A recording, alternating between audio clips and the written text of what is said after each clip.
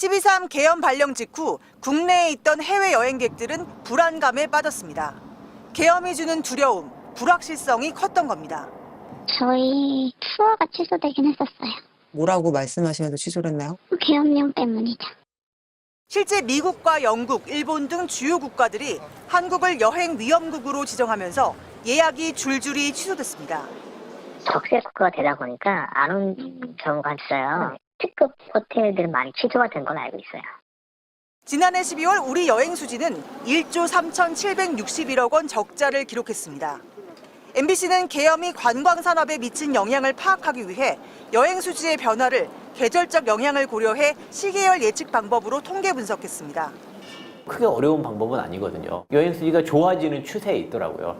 그래서 우리가 꽤 큰 여행 수지가 좋을 뻔했는데 지난해 적자폭을 크게 줄여가던 여행 수지는 작년 12월 갑자기 반전된 것으로 나타났습니다.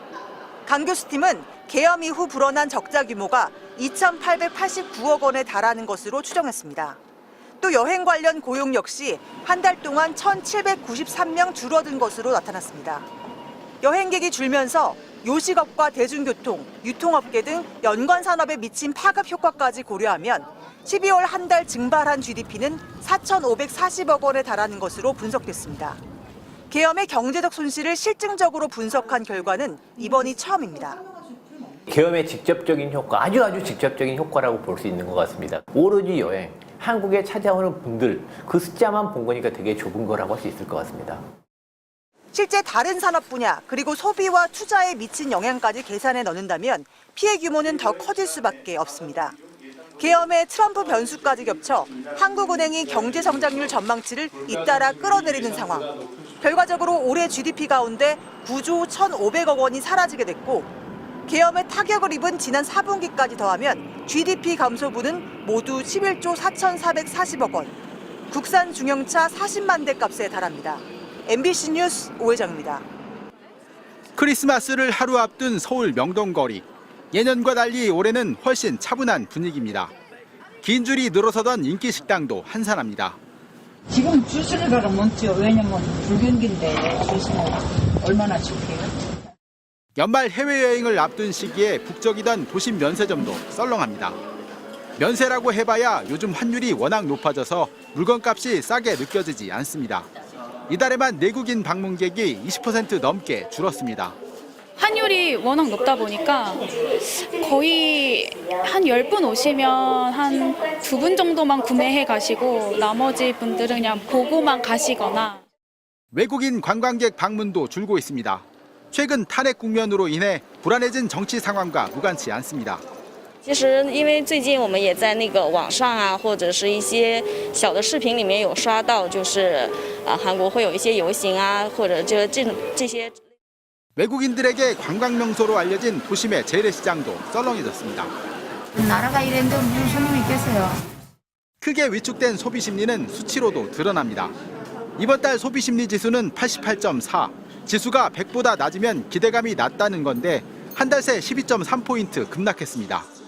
코로나 팬데믹이 닥쳤던 지난 2020년 3월 이후 가장 큰 폭으로 떨어졌습니다. 12.3 내란 사태의 여파가 더해지면서 소비 심리가 급속히 얼어붙은 겁니다.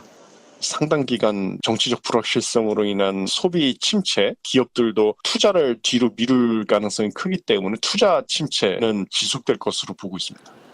한국은행은 정치적 불확실성을 얼마나 빨리 해소하느냐가 소비 심리의 회복 속도를 결정할 것으로 내다봤습니다. MBC 뉴스 박철현입니다. 주한 미국 대사관 홈페이지 첫 화면에 커다란 경고 문구가 내걸렸습니다.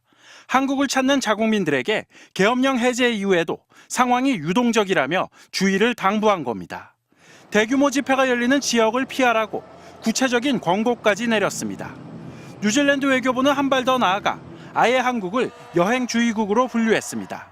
여행 권고 수준을 전체 4단계 중 2번째인 더욱 주의를 기울이기 단계로 격상한 겁니다. 일반적인 상황보다 더 심각한 안전, 보안 문제가 있는 국가를 대상으로 내려지는 조치입니다. 심지어 전쟁 중인 나라들까지 한국을 찾으려는 국민들에게 주의령을 내리고 있습니다. 이스라엘 외무부는 한국 방문이 꼭 필요한지 고려하라고 공지했습니다. 주한 우크라이나 대사관도 외출 시 신분증을 지참하고 침착함을 유지하라고 당부했습니다. 暴動とかなんていうかなデモとかの活動がやっぱり韓国でもすごいんで、それはやっぱり会社の方も心配してて不安ですよね。巻き込まれないかが不安。前段时间可身边有些朋友去韩国玩，然后说这个想有一点被种草了，然后看完这个事儿，最近就不打算去韩国旅游了。 한국이 불안정한 나라가 됐다는 해외의 인식은 한 네티즌이 찍어 올린 사진에서도 확인됐습니다. 태국의 한 환전소는 한국의 국내 정치적 이슈 때문이라며 당분간 원화의 환전을 중단한다는 안내문을 내걸었습니다. 갑작스러웠던 비상계엄의 파장은 외교 일정에도 미치고 있습니다. 당장 오늘부터 4일간으로 예정됐었던 울프 크리스테르손 스웨덴 총리의 방한 일정은 기약 없이 연기됐습니다. 또 다음 달쯤 신임 이시바 시게루 총리와 윤석열 대통령의 한일 정상회담을 추진했던 일본 정부도 구체적으로 정해진 건 없다며 유보적인 태도로 돌아섰습니다. MBC 뉴스 윤성철입니다.